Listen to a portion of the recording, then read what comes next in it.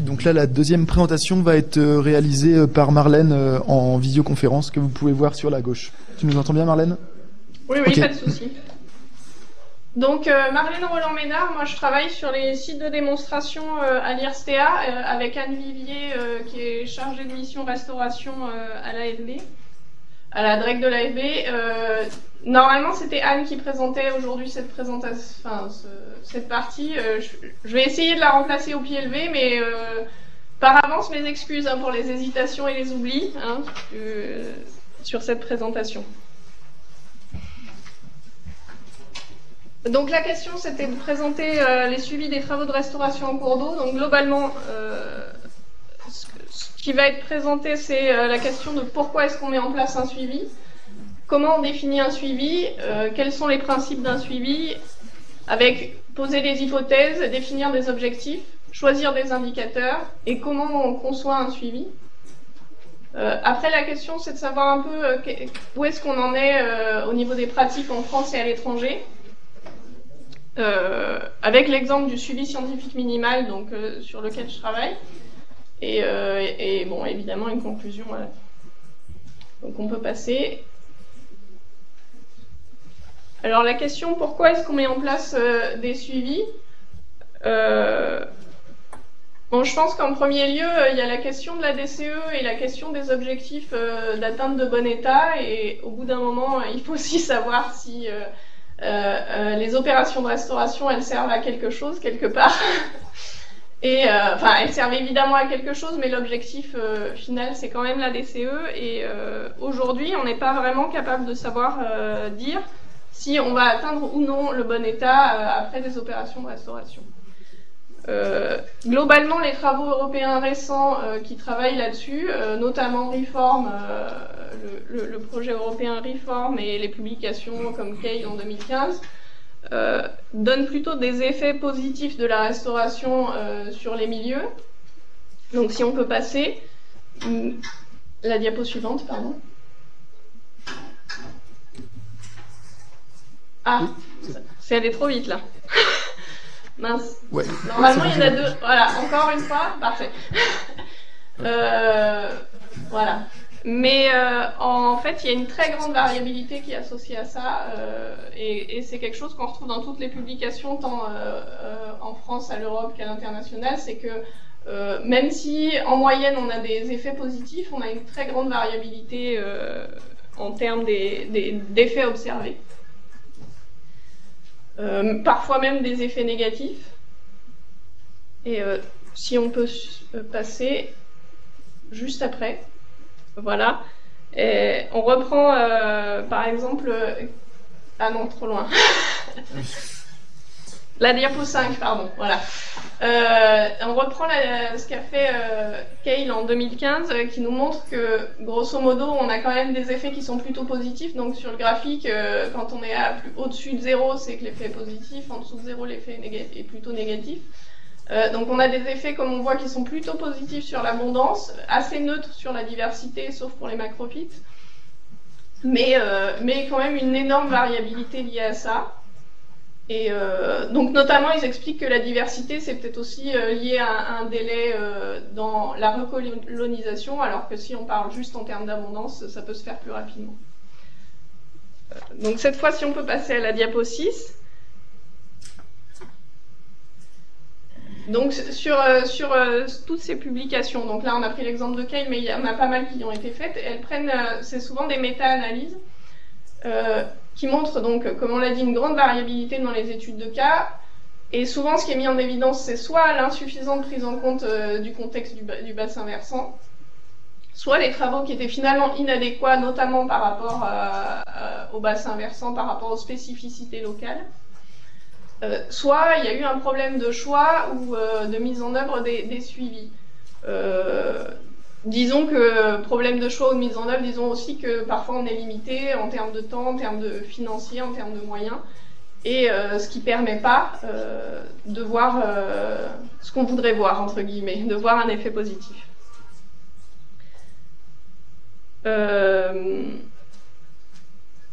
Du coup, toutes ces difficultés, finalement, elles rendent vraiment difficile l'évaluation de l'opération de restauration.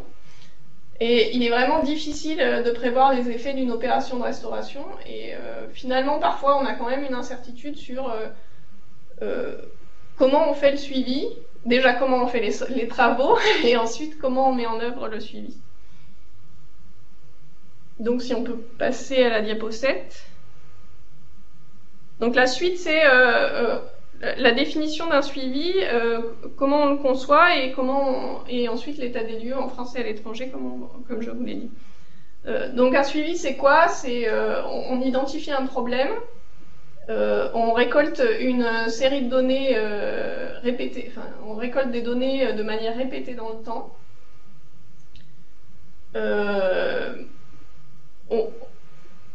Enfin, l'objectif est déjà préfixé à la base, et on a une raison spécifique pour recueillir les données, c'est-à-dire qu'on ne va pas aller au hasard se dire tiens, on va prendre ça et ça, on verra bien.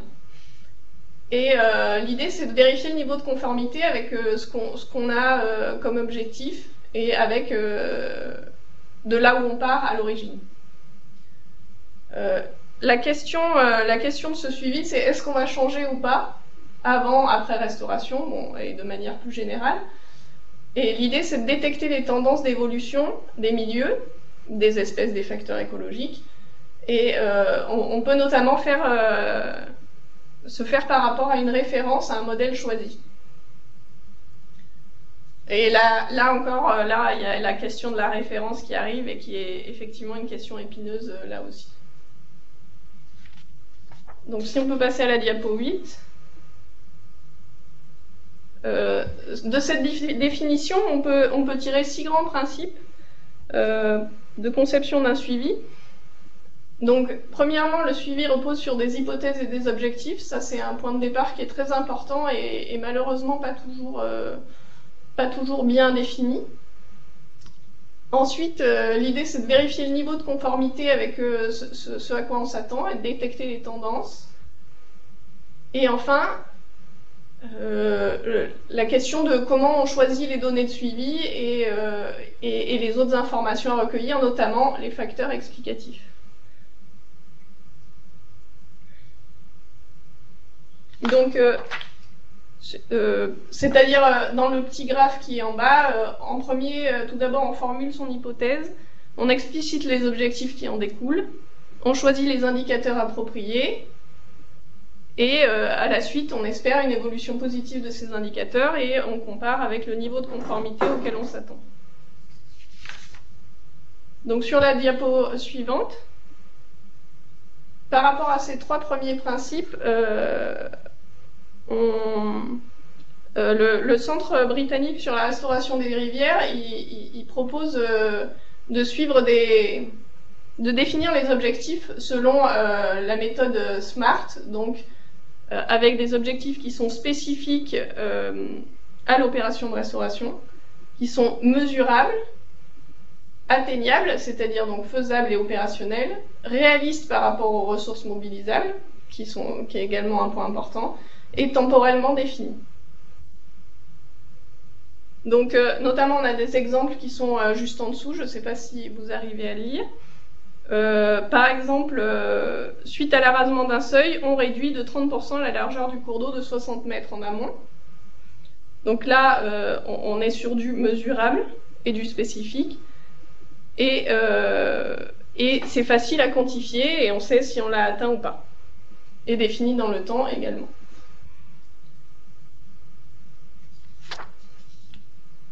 Alors, par la suite, sur la diapo 10, donc, il existe énormément d'indicateurs, des plus simples comme ce qu'on vient de voir, la variation de la largeur du cours d'eau, jusqu'aux plus complexes, c'est-à-dire notamment les indices DCE par exemple, qui sont conçus via plusieurs métriques. Et ce qui est important, c'est vraiment de faire appel à l'indicateur qui doit répondre aux objectifs du suivi. Donc, le guide qui va être présenté par la suite par Michael et Alexandra, il vous présente une panoplie de tels indicateurs potentiels. Également, une phrase qui est issue d'un rapport d'Yves Souchon qui insiste sur le fait que faire appel à et respecter des protocoles standardisés pour pouvoir comparer les résultats dans le temps et entre sites. Et effectivement, c'est un des problèmes majeurs, c'est la variabilité des métriques et des indicateurs qui peuvent être utilisés et qui permettent pas par la suite la comparaison, mais à l'échelle d'un site et à l'échelle intersite. Même sur une même communauté biologique, on peut avoir tout un tas d'indicateurs différents et non comparables. Donc sur la diapo 11, merci. Par rapport aux 6 principes dont je vous ai parlé juste avant, donc le suivi il se base sur un recueil systématique dans le temps et dans l'espace des données de suivi et autres informations. Et il a une durée variable à plus ou moins long terme, mais une fin planifiée. Donc on vous a mis l'exemple d'un plan d'échantillonnage issu du suivi scientifique minimal, où donc limité, dans le temps et dans l'espace, là donc on est sur par exemple une station restaurée et 2 stations témoins. TNA qui va être la témoin non altérée et TA qui sera la témoin altérée. Et ensuite, au niveau de l'échelle temporelle, on est donc sur au moins 1 an avant travaux, voire 3, et tous les 2 ans après travaux. Voilà, donc là, c'est un exemple d'échelle temporelle définie et avec une fin planifiée. Voilà, on peut passer à la suivante, diapo 12.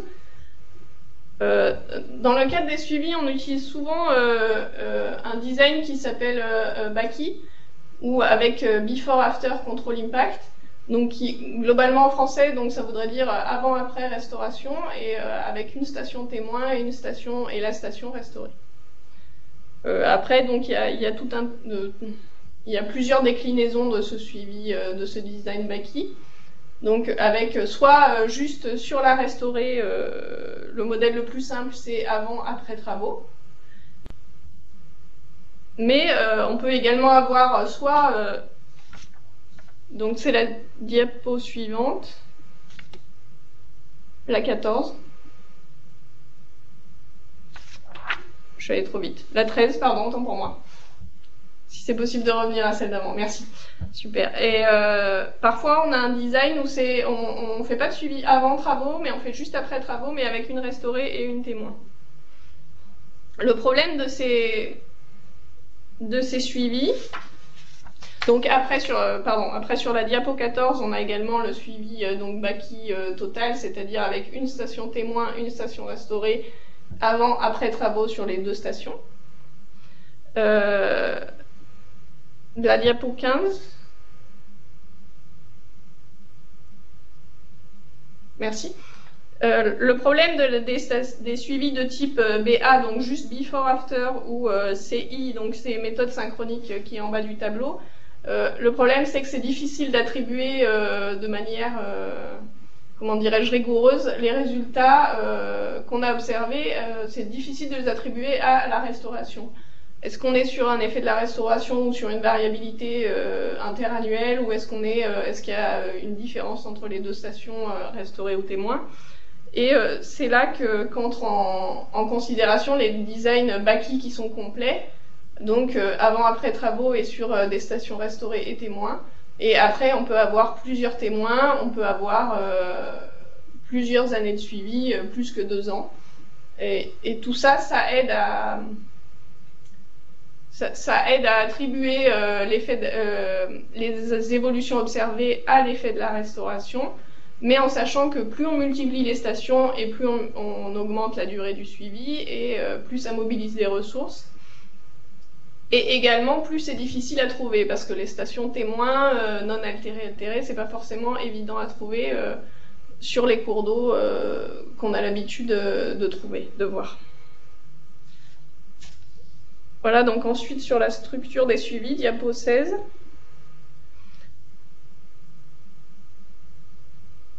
Donc voilà, à noter également qu'il y a une structure temporelle donc à laquelle il faut bien réfléchir à l'avance, en amont.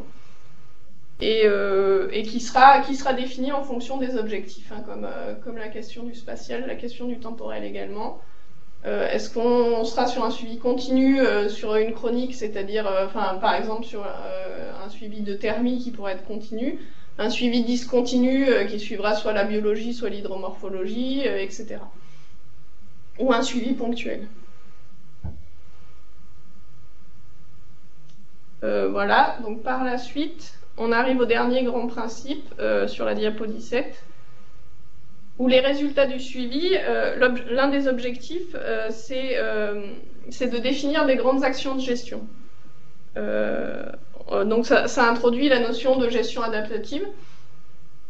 Et avec une idée, c'est soit pendant le suivi, on se rend compte que ça nécessite des ajustements et à ce moment-là, on peut mettre en place des mesures de gestion correctives. Soit à la fin du suivi, on se rend compte qu'il faut compléter ou travailler en amont, en aval et mettre en place d'autres mesures de gestion.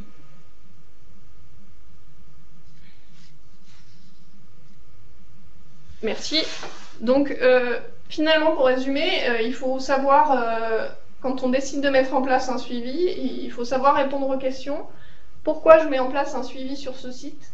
Quelle est mon hypothèse? Quels sont les objectifs du suivi? Quelles données, pourquoi et comment? Quand est-ce que j'échantillonne et quelle sera la durée du suivi? Où est-ce que je positionne mes stations de suivi?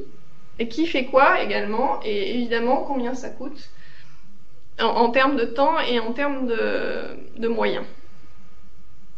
Donc ça, c'est quelque chose qui est assez acquis et connu.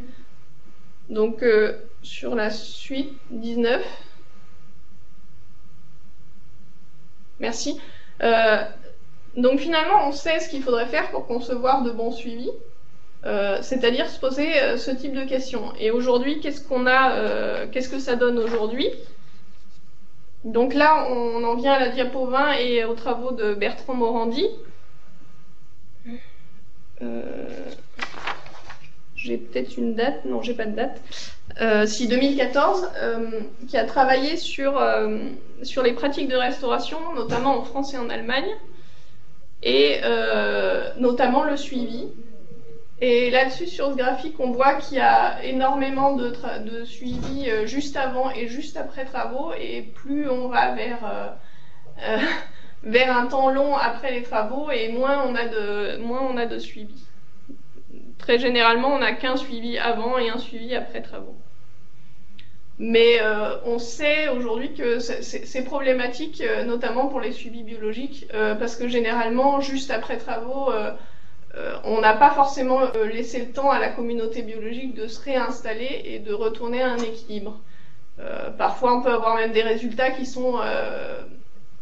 donnent un milieu plus altéré qu'avant restauration, puisque bon, on a quand même impacté le cours d'eau en réalisant les travaux, et il faut un temps de réajustement et de recolonisation. Donc ensuite, sur la diapo 21, ensuite, donc, là c'est un petit graphique pour montrer que finalement des suivis, les suivis en Allemagne sont encore moins suivis qu'en France. Donc finalement en France on n'est pas si mal que ça. Et en France on recourt surtout à des suivis de type avant-après restauration, tandis qu'en Allemagne c'est surtout des sites suivis synchroniques comme on parlait tout à l'heure, c'est-à-dire une station témoin et une station restaurée, mais seulement après les travaux. Et à partir de là, c'est très difficile d'en tirer une vraie conclusion sur l'effet de l'opération de restauration. Après, le problème en France, c'est que, effectivement, pardon, c'est allé trop vite. Merci. C'est toujours la diapo 21. En France, on suit un peu plus, donc là, c'est ce qu'on voit, et avec des avant-après travaux, mais très souvent, les données ne sont pas bancarisées, et c'est un des problèmes majeurs des suivis en France. Là, c'est bon. Pardon, on peut passer à la diapo 22. Et donc ensuite, Bertrand Morandi, toujours, il s'est intéressé ensuite aux différents compartiments qui étaient suivis, donc hydromorphologie, biologie, etc., avec tout un tas de suivis potentiels. Et donc là, ce qu'on voit, c'est qu'en France et en Allemagne, donc en France en noir et en Allemagne en grisé, on suit surtout l'hydromorphologie, les poissons et les macro-invertébrés. Hein, ça, historiquement, je pense que c'est assez connu. En Allemagne, on suit très peu la physico-chimie, alors qu'en France, c'est quand même relativement suivi. Et par contre, si on s'intéresse ensuite, donc c'est des travaux de Weber, si on s'intéresse aux différents indicateurs qui sont mis en place sur ces suivis d'opérations de restauration, on arrive à 36 indicateurs différents, juste pour l'élément poisson.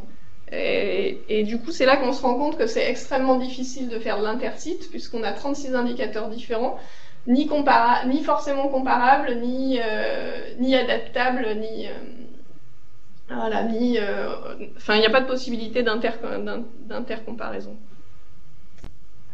Donc on va passer à la 23.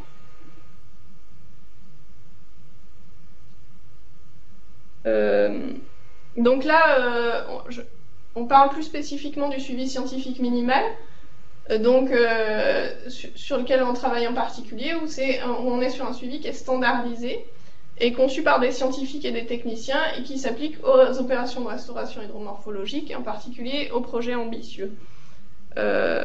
L'objectif, c'est de proposer des préconisations de suivi par type d'opération de restauration en étant les plus exhaustifs possibles par rapport aux possibilités qu'on peut rencontrer, avec des protocoles qui sont standardisés. Donc on s'appuie surtout sur les protocoles DCE, parce qu'ils ont l'avantage d'être standardisés, ils ont l'avantage d'être réalisés en routine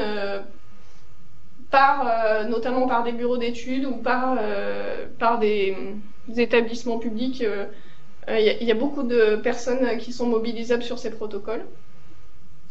Et avec des infrastructures de bancarisation qui sont existantes pour stocker les données issues des suivis, même si ce n'est pas toujours évident. Et ensuite, aujourd'hui, on propose de plus en plus des outils d'analyse et d'interprétation de ces résultats, des protocoles DCE, que ce soit sur CARIS, que ce soit sur les indices invertébrés, les indices poissons, etc. Et l'idée, c'est donc de proposer des résultats sur l'efficience des travaux à l'échelle du site, donc de permettre aux gestionnaires de savoir exactement quels sont les effets de son opération, mais également par la suite de faire de l'intercite à moyen terme et de voir les différents effets des opérations de restauration sur les communautés biologiques, sur l'hydromorphologie, éventuellement de voir qu'est-ce qui fonctionne le mieux, qu'est-ce qui répond le mieux, pour pouvoir adapter par la suite les suivis et les travaux.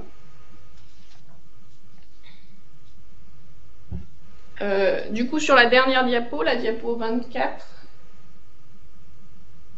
en conclusion, la question, est-ce qu'il faut mettre en place un suivi? Évidemment, oui.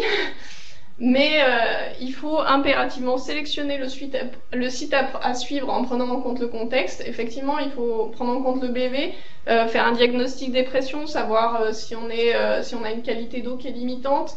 Est-ce qu'on va être limité au niveau des altérations du bassin versant? Est-ce qu'il y a des prélèvements d'eau, etc. Et respecter les 6 principes du suivi, donc du suivi SMART dont on parlait tout à l'heure. Choisir des protocoles standardisés et des indicateurs appropriés. Donc ça, je pense qu'on en a pas mal parlé. Et bancariser les données de suivi, ça c'est absolument indispensable parce que malheureusement, il y a beaucoup de données qui se perdent en restant soit à l'échelle d'un équipement individuel, soit sur des fiches terrain qui finalement ne seront jamais saisies, et c'est quand même assez dommage. Et les informations relatives au projet, parce qu'il y a également un autre problème, c'est de dire, voilà, on a eu une pollution telle année, où finalement il y a eu un gros relargage de sédiments, finalement qui va expliquer pourquoi est-ce que le suivi de telle année il sera très altéré. Et ça, si on n'a pas cette information, finalement, on va avoir du mal à comprendre ce qu'on a trouvé. Et enfin, utiliser une structure de suivi temporelle et spatiale appropriée. Donc attention au suivi trop court pour la biologie notamment, qui peuvent parfois être improductifs comme on en a parlé tout à l'heure.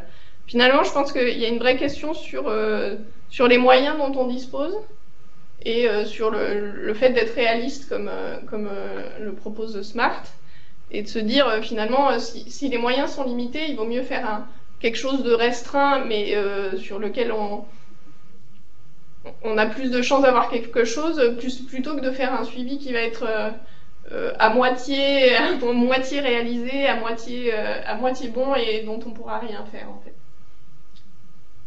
Voilà, je pense que la dernière diapo.